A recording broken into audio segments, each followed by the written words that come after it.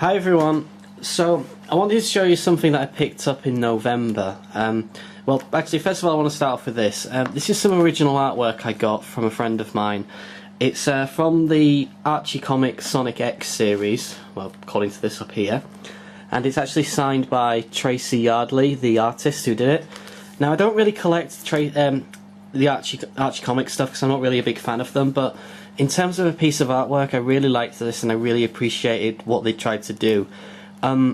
It's a frame that's supposed to represent the boss fight from the Labyrinth Zone in Sonic 1, and what I like is, unlike the traditional comic style, how it goes across, you know, and there might be a jump diagonal here and there, it starts at the bottom and then it actually goes up, you know, like the actual level does. I just thought that was really cool and I really like the idea of this. So yeah, that's the first thing. Now, the next thing I picked up was some original artwork from the Fleetway Sonic the Comic that was released in the UK and some other places in Europe. Now, how many people out there have played this game? Oh yes, Streets of Rage. Yes, my friends, I got lots of original artwork of the Streets of Rage comic. Now, Streets of Rage when I was growing up was one of my favourite games. I've still got the original ones that I had. I got Streets of Rage 1 and Streets of Rage 2. Now, at the time, I was way too young to be playing these. I didn't really get the story. I didn't pay much attention to the dialogue that was in there. I just wanted to play the game. It was really cool. You'd be walking around beating up guys. There'd be dudes coming at you with oh, what did they have? They had baseball bats. They had pipes. You know, they had motorbikes throwing bombs. You know, it was crazy. And then if you pressed the power up button, a guy would come in a car and fire a bazooka or a machine gun that rained down grenades of death. You know? So, look at the box art of the first game, for example. Now, forgive the fact we've got a very feminine Hulk Hogan here, Jackie Chan's ex-wife, and who seems to be fighting... Is that Jake? That's Jason from Friday the 13th. And She-Hulk coming out the sewer. This is actually a pretty cool box art. I mean, there's so much going on here. There's a guy up here shooting a machine gun out the window. There's a dude down here that's been beaten up. You know, there's a guy here with an Uzi getting kicked in the face. There's Jason getting kicked in the face. And up here there's some dude strangling his wife out the window. Yeah, this game should not have been sold to a child, but it was, because good old Sega games, they never had any age ratings on, as far as I can see. So this was a cool game. But look at it. If you look at that, what do you expect? There's going to be fighting, there's going to be guys shooting at you, there's going to be, you know, explosions, there's going to be fire coming out the windows. You know, this looks insane. And then when you play it, what happens? There's bad guys coming at you all over the place, you know, you're fighting. If you didn't read the story, or if you had no idea what was going on, the first thing that comes to your mind is that the world's gone insane. Everybody's trying to kill each other, and you're these guys trying to sort it all out, you know. You know, just pretend you don't know anything about the game, and just watch the opening videos. It's crazy, you can't help but think that. And then you go on to the second title, and it's pretty much the same, only this time you've now got Sarah Connor from the first Terminator movie, the ghost of Mr. Blobby, Zed from Police Academy 2, and Pat Sharp from Funhouse. He looks like Pat Sharp. Anyway, not a great, you know, I prefer the first box art, but this one is still a pretty cool box art. So yeah, and again, it's the same thing, only it's even more chaotic now. So it's like the world's gone crazy. Now, look at the artwork. This one was I think it was a pin-up that was actually in the comic. Again, you got Blaze here, Axel, and I believe it's Max here. And in the background, the guys actually included some thugs, you know, climbing down, trying to ambush them. Now, I really like this guy's style because I thought it was brilliant for what the games were trying to show. You know, like the feeling that the whole world has gone crazy, everybody was trying to kill each other, and you were these guys trying to sort it all out.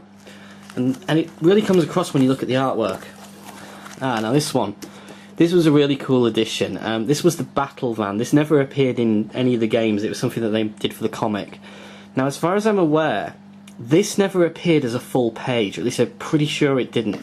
It was actually spliced, if you use my arms as a reference here, like that. So you only saw this section here.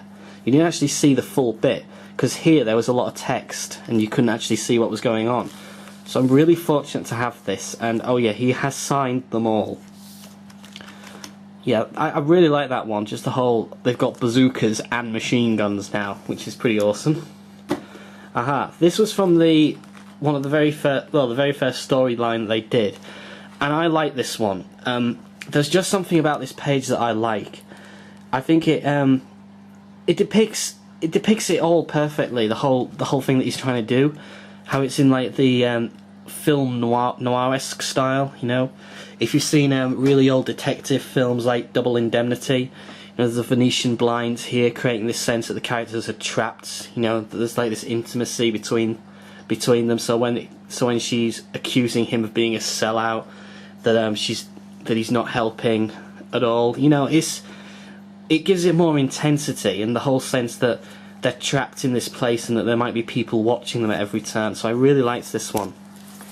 And then on the back, this was cool. This was actually one of the cliffhangers, and yeah, there is actually a homage here, and I can't remember what the comic was that he said, but he said that this image here was a homage to one of his favourite comics. And I love this one because Axel's come back from the dead, more or less. He's beaten up some ninjas that were sent to assassinate him, and his final line is, "Ninjas are wimps, man." That's Axel. Okay, next one, continues straight afterwards. It's Axel shooting bad guys dead, and as he's shooting them, he's telling them that they're under arrest. And this is the head bad guy. Excuse me. And over down here we've got Max, who's been kidnapped, tied up. He's sort of hopping along in his chair trying to escape, and Blaze is also kicking ass. Aha. And this was actually cover artwork from you have to excuse me, I'm just getting over the flu here. From one of the later issues. Can't remember the issue number. It was one of the, I think it might have been 16, I'm not sure. I'll try and check that out and put it in a little note at the bottom. But this was technically the very first appearance of Skate in the comic, and you know, Skate was kind of a welcome addition. Adam never made it in. The guy from the first one game, and the dude he appears in the second game, but he's kidnapped. He never appeared in the comic, as far as I'm aware. Which I don't know. I don't really have an opinion on that. But yeah, this was the first appearance of Skate. Didn't really know what to expect from this character when he appeared. And yeah, this would be the first part of the second story that they did, where Skate would be in. Again, it's Axel. Axel basically killing an armoured truck with a pistol. And again, this is something else that really stands out with the Streets of Rage series. You've just seen in one of them Axel shooting dead some guys, and in earlier parts of that chapter, you know, it's even more violent. There's lots more blood. There's lots more killing. You know, people are getting their arms chopped off with swords by the ninjas, etc. Now here you've got Axel's getting shot at. He's killed a guy in the car, well, in the truck. The truck has exploded, and this dude's on fire. This dude's on fire. This dude's getting blown out the side of the car. This is a children's comic.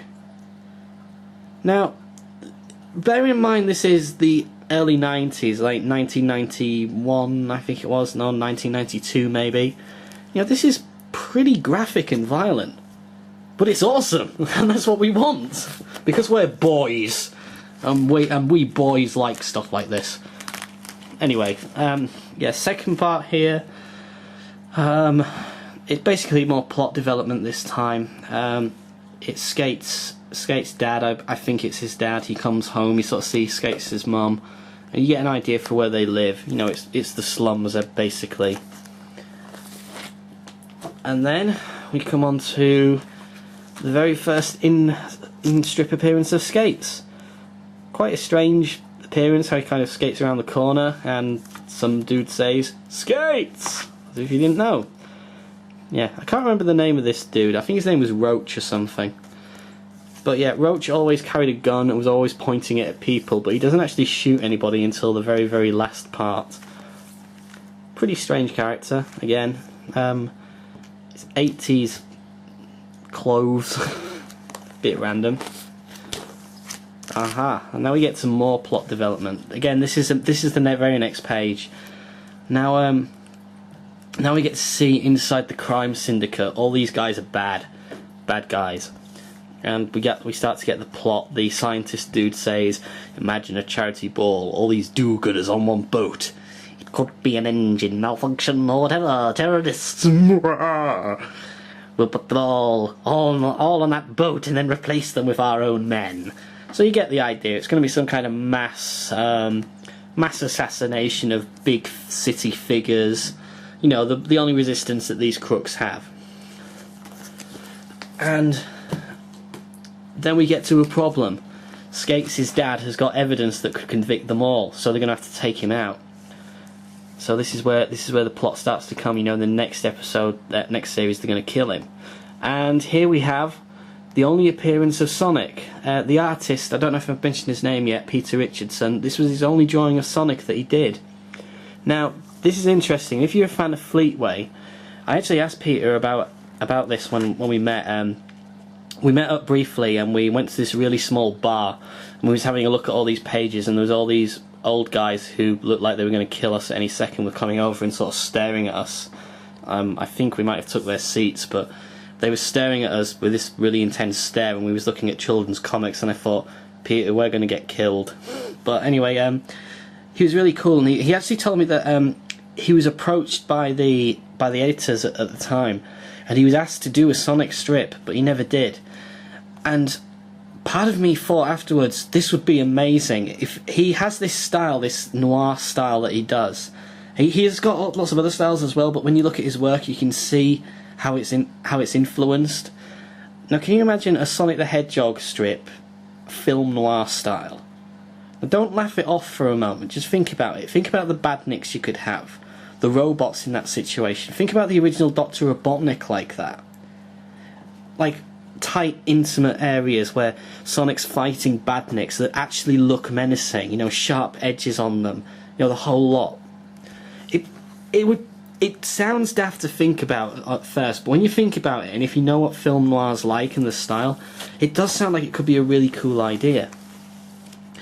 Aha, now here we go. This is another cover. I believe this is actually a cover to one of the poster mags, and this is a brilliant cover. This is beautiful. Again, you've got the gang running towards the camera, police helicopters chasing them. Because don't forget, the police in this series are pretty much corrupt. They're the bad guys. Big explosion going on. Looks like the whole city's on fire. And up here you've got some bad guys again, armed with flamethrower machine guns by the look. Oh, flamethrower machine guns. This guy was a genius. Aha. Now this is actually the very final story that they did. I think it was called The Only Game in Town, and this was my favourite Streets of Rage strip. And I'll show you why. It's due to one page that he did, and he said that it took him double the length of time that he would normally do to make. Now, this is what I love about this style, the film noir style. When you look at this, first thing you see are two helicopters with searchlights. Then you see the battle van with searchlights. Now look at the framing of everything. None of the characters are looking directly at you. They're all looking at something else. But the way everything, like, there's a searchlight here. It's not coming at you. It's looking, you know, away. The lights here are looking directly down on the road. You know, they're not shining out at you. And here again, we've got a guy who's sort of, his head's facing away. It's facing up here. And the lights are shining there, but you're focused on him. Does it not look like that they're being watched? Everybody is being watched. You know, it's almost like the sense that he captured the whole idea that there's this underground crime syndicate and they've got eyes and ears everywhere. You know, they've got eyes in the police, they've got eyes in the politicians, the judges. You know, they're in complete control. And it's like Mr. X, the bad guy's there. He's always there somewhere, just watching them, waiting and taking notes. Yeah, I watch way too many horror movies. But again, here it is. Look, you're behind them. You know, actually, you know, you see their faces, they're looking straight ahead, but you're watching them. You know, they're not aware of you, they're not playing to you. You're watching them, and it becomes apparent that somebody is watching them, because when they pull this guy down, they then get shot at. And then it starts to get more crazy. There's now rockets coming at them. They decide, oh god, we've got to do something about this now. We're going to get killed. So Blaze gets in this battle turret, pulls out, it looks like an anti-aircraft rifle, and starts shooting bad guys with it.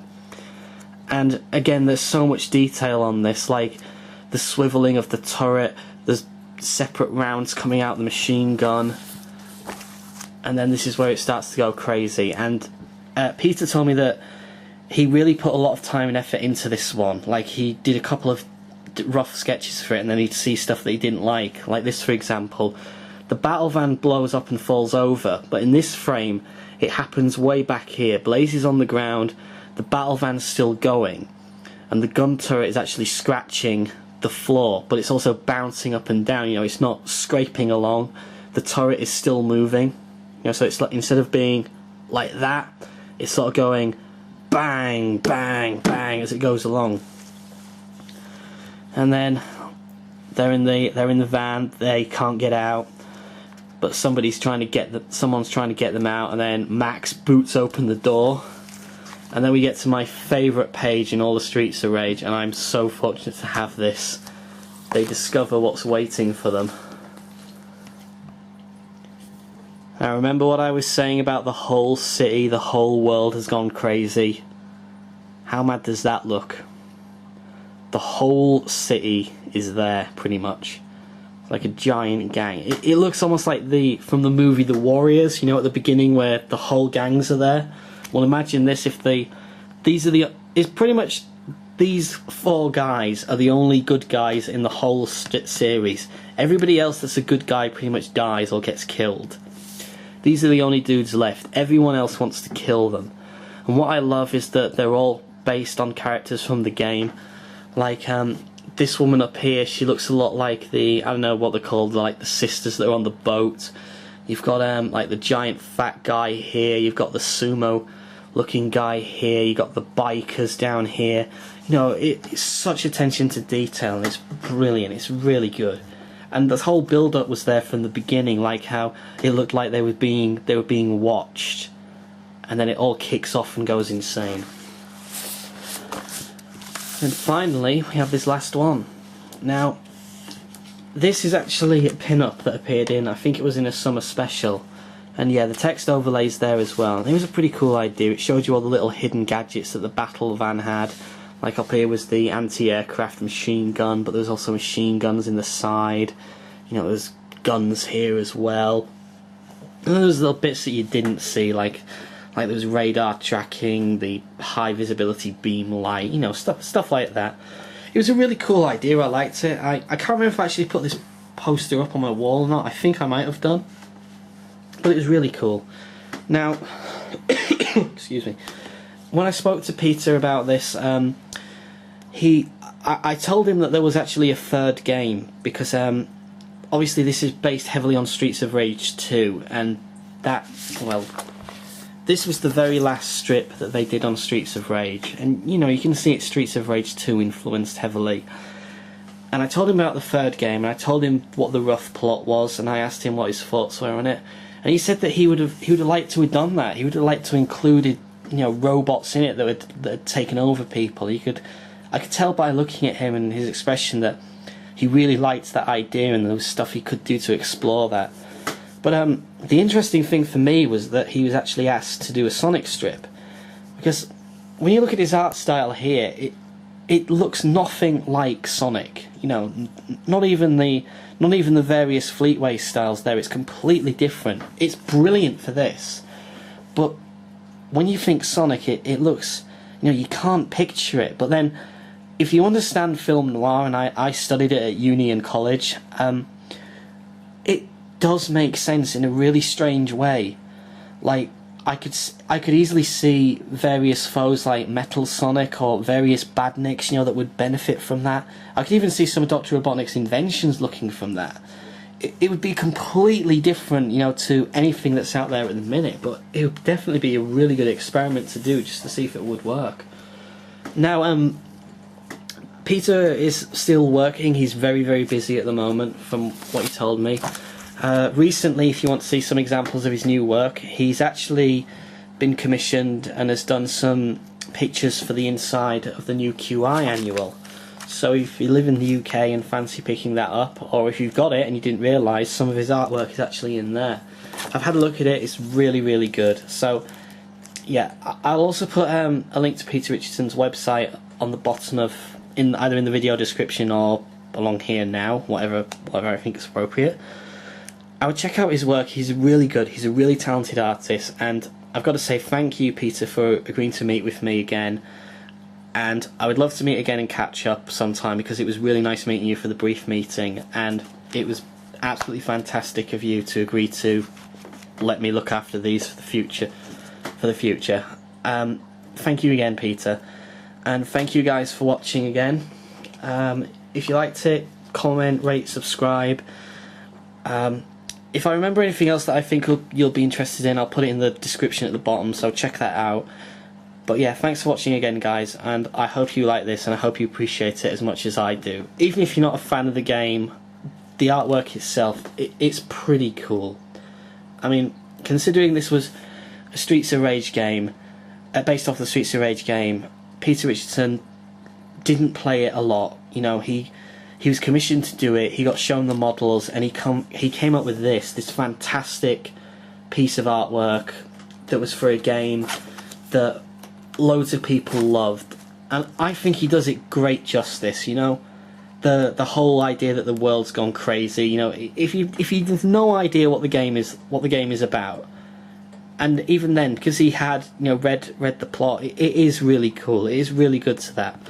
So yeah, thanks again, Peter, for giving us fans of this series so many brilliant memories, because we really do appreciate it. Once again, guys, thank you for watching. Comment, rate and subscribe, and hope to see you around next time. Goodbye.